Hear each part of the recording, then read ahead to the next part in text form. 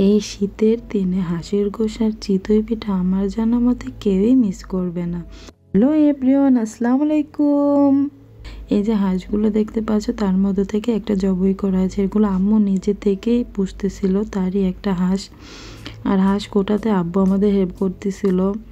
মানে হাঁসটা একটু বড় তো, তাই এটা আমাদের পক্ষে কোটা অতটা মানে সম্ভব হয়ে উঠতেছিল না। আর আমরা চেষ্টাও করিনি, যেহেতু আব্বু বাড়িতে আছে, আব্বু নিজে থেকে এটা করতেছিল। এরকম বড় কাজগুলো সাধারণত আব্বু করে থাকে, আমাদের করতে হয় না। আব্বু বাসায় থাকলে যথেষ্ট হেল্প করে আমাদের। তারপরে এই যে দেখো, হাঁসটা কোটা নিয়ে এত এনজয় করতেছিলাম আমরা, মানে মনে হয়েছিল যেন একটা খাসি জবাই করছে। আর প্রসেসটা সেম কাজের মতনই, চামড়া চলতেছিল, খুবই মজা হয়েছিল হাঁসটা কোটার সময়। তাই আমি একটু ভিডিও করে রাখছিলাম। আম্মু পাশে ছিল, ওই যে আব্বু টুকরো টুকরো করে দিচ্ছিলো, আম্মু তাইগুলো দিয়ে আবার একটু একটু পিস করতেছিল। তারপরে এই যে মজা করেই আমরা হাঁসটা করতেছিলাম। আর আমি তো সব থেকে বড় কাজটা করতেছিলাম, ভিডিও করা। আর ময়না আব্বু মিলে এটা চলতেছিল। হাঁসের চামড়াটা একটু ছুলে নিলে এটা খেতে মজা হয়, এর জন্য এটা চলতেছিল।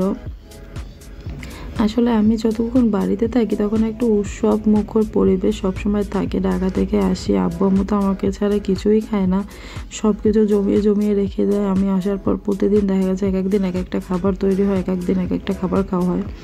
এই যে আম্মুর হাতের হাঁসের গোশের ফাইনাল লুকটা দেখো, খেতে এত মজা হয়েছিল। আমি পিঠা তৈরি হওয়ার সাথে সাথে এখান থেকে উঠেই আমি হাঁড়ি থেকে খাওয়া শুরু করেছি। আম্মু সাধারণত যে পিঠাগুলো তৈরি করেছিল সেটা যে চুলোতে করেছিল, সেই চুলোটা তোমাদের দেখাবো। এই যে সেই চুলোটা, এটাতেই আম্মু পিঠাগুলো তৈরি করেছিল। আর হ্যাঁ, আম্মু যে এই পিঠাগুলো তৈরি করেছিল এটা কিন্তু মানে শুকনো চালের গুঁড়োর পিঠা। আমরা তো নিজেদের জমির চাল খাই, তো সেই চাল একবার আম্মু করে কি 8 কিলো 10 কিলো করে গুঁড়ি করে এনে রোদে একদম শুকিয়ে তারপর রেখে দেয়। আর সেটা থেকে সব পিঠা তৈরি করা হয়, আবার শেষ হয় আবার করে, এরকম করে। তো আমাদের প্রচুর পিঠা খাওয়া হয়, যার কারণে একবারে অনেকগুলো চাল গুঁড়ো করে রাখলে যখন ইচ্ছে তখন করা যায়। আর চাল বাটাবাটি ওগুলো তো বিশাল পেইন, ওগুলো এখন কে করে। তো এখন তো এইভাবেই চালের গুঁড়ি করা হয়। তো এই যে চালের গুঁড়ি, আর এটা কিন্তু একদম শুকনো চালের গুঁড়ের পিঠা। অনেকে বলে যে চাল শুকিয়ে রাখলে এটাতে, মানে চালের গুঁড়ো শুকিয়ে রাখলে এটাতে পিঠা হয় না, চিতই পিঠা হয় না। তো এটা একদমই ভুল ধারণা। অবশ্যই হয়, হয়তো বা এটার যে প্রসেসটা সেটা সে জানে না, তাই সে এটা বলে। কিন্তু হয়, অসম্ভব বলে কিছুই নেই। সব পিঠাই সব চালের গুঁড়োতে হয়, শুধু একটু হয়তো বা এদিক সেদিক করে একটু নিয়মটা একটু ভিন্ন হয়, কিন্তু যে পিঠা হয় না এটা ভুল ধারণা।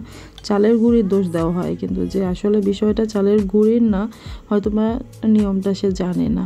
কিন্তু কত যে সুন্দর পিঠা হয় সেটা যে তো দেখতেই পাচ্ছ, আমি দেখাচ্ছি। আর আমি এটা কেন বলি, অনেকে বলে যে শুকনো চালের গুঁড়ি পিঠা হয় না, এর জন্য আমি ব্যাপারটা ভালো করে দেখাচ্ছিলাম। পিঠাটা যে কে যে বলে হয় না, আসলে হয় না বলে কোনো কথা হয় না, একটু চেষ্টা করলেই হয়। এই যে আমি পিঠাটা ভেঙে দেখাচ্ছিলাম, মানে এত সুন্দর হয়েছিল। আর প্রথম যে পিঠাটা আম্মু দিয়েছে সেটাই এরকম ফুলছিল, তো সেটা তো আমি খেয়ে ফেলছি তখন, দেখছো।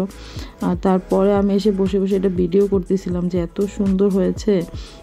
এই তো, সো থ্যাংক ইউ এভরিওয়ান।